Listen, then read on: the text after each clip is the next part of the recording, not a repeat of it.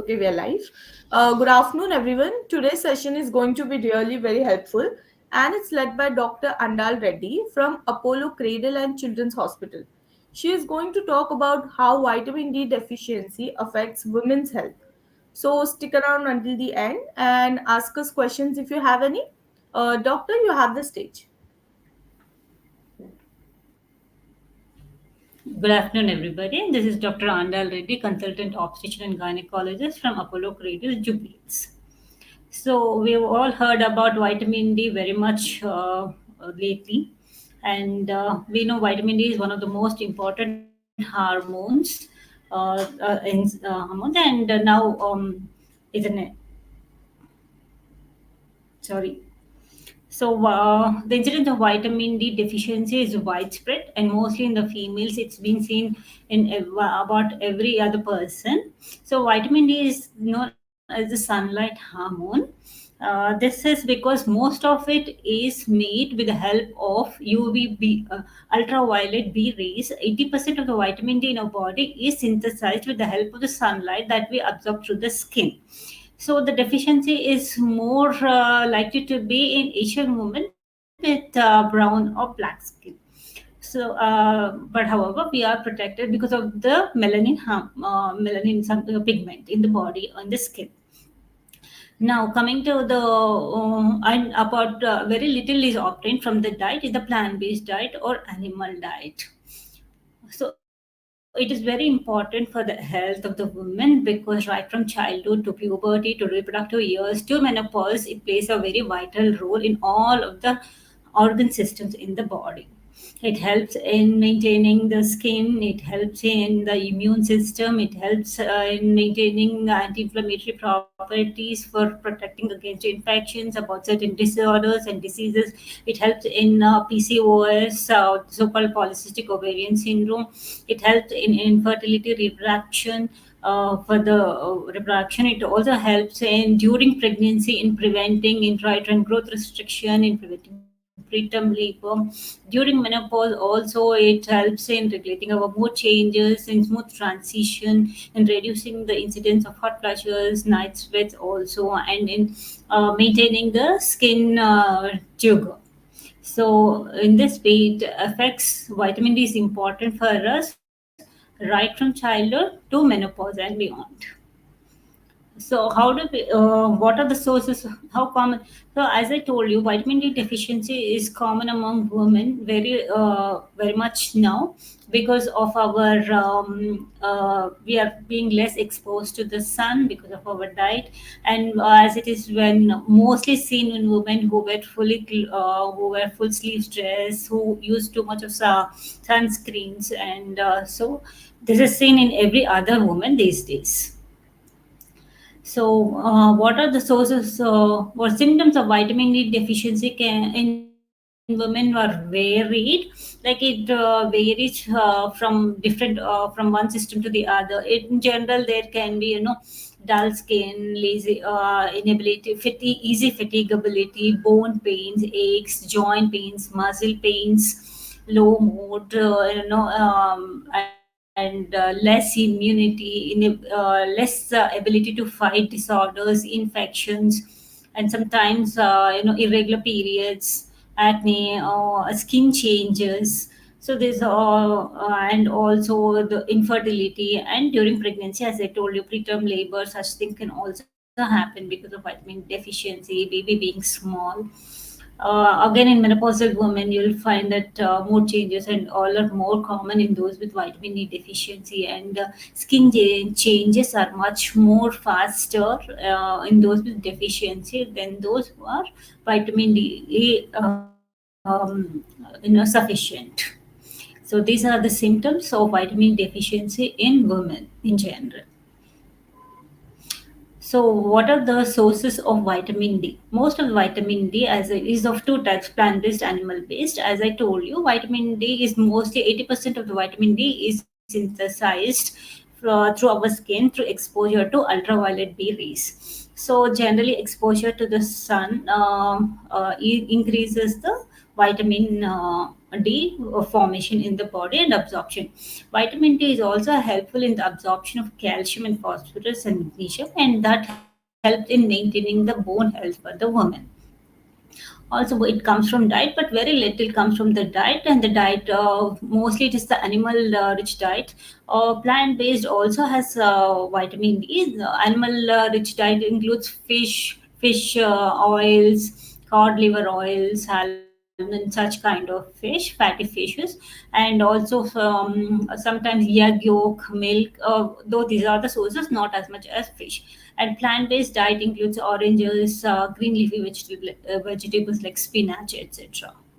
So this is how we obtain vitamin D through exposure to the sun and through the diet. So it is very important that we maintain proper diet for vitamin D rich diet. This vitamin D rich diet in our body is important for maintaining our bone health. As we age, the bone starts, we start losing bone, the bone strength declines, calcium absorption declines. So absorption of the vitamin D through these sources help in the maintenance of the calcium balance in the body and helps maintain the bone strength and agility that is required as we age. Uh, Also, vitamin D plays a vital role in preventing cancers because it is also involved in the cell growth and differentiation.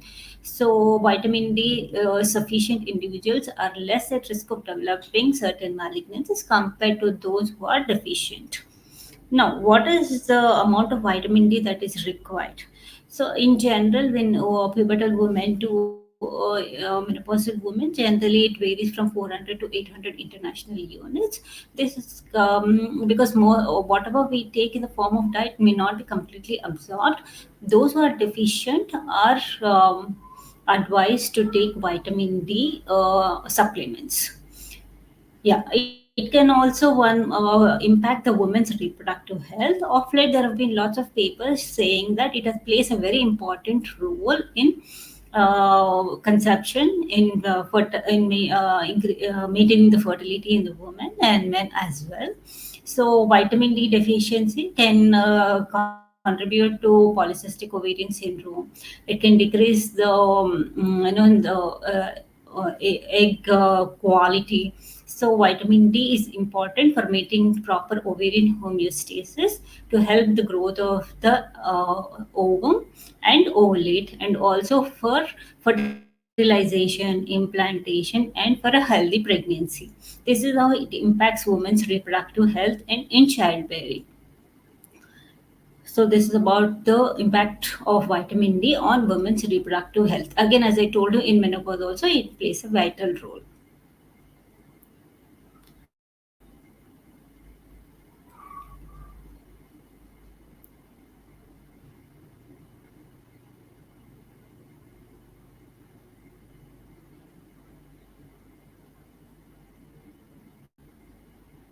So is the yes, so vitamin D of if taken more than required, it can cause certain problems. Like again, it causes vitamin D in excess can result in problems like bone aches, loss of appetite, nausea, such kind of problems, and bone pains again. So vitamin D should not be overloaded. It should be given in adequate amounts in looking at the blood levels.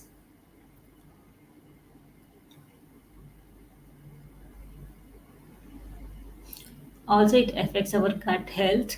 So, for all those urinary problem, constipation, and also are taken care of by vitamin D. So, it's important that vitamin D be maintained in adequate levels for gut health also. Like inflammatory disorders, it might play a role in inflammatory bowel disease, digestive disorders,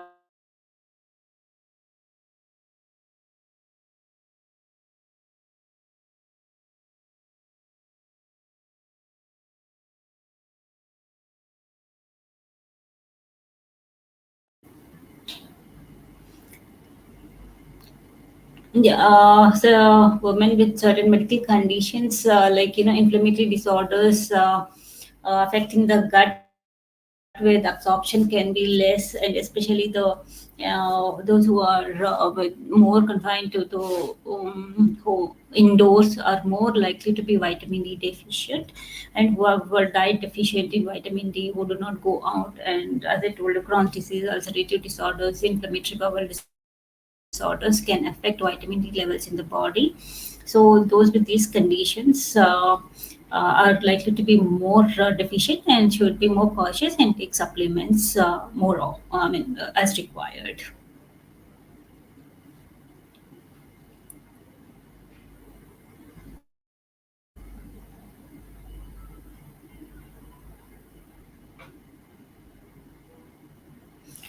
Sometimes even in obese women, the levels can be less. So the vitamin D deficiency can be more seen in women who are overweight and obese.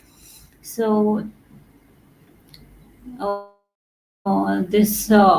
it's for them the requirement be maybe a little more than compared to those with normal BMI. So vitamin D plays a very important role in all the functions in the body, from puberty, as I told you, pregnancy to menopause.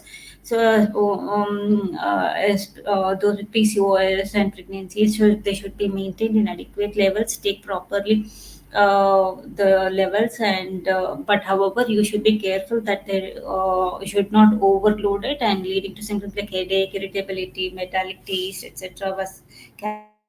Calcifications, renal failure, etc. So take in adequate levels after testing your vitamin D levels, and do not over load the vitamin D, and take vitamin D rich diet like which occurs in natural foods like fish, mushrooms, cod liver oil, as I told you, milk, egg yolk, and green leafy vegetables like spinach. Mm, and of course, some amount of sun exposure may be helpful. Um, Thank you. Any questions?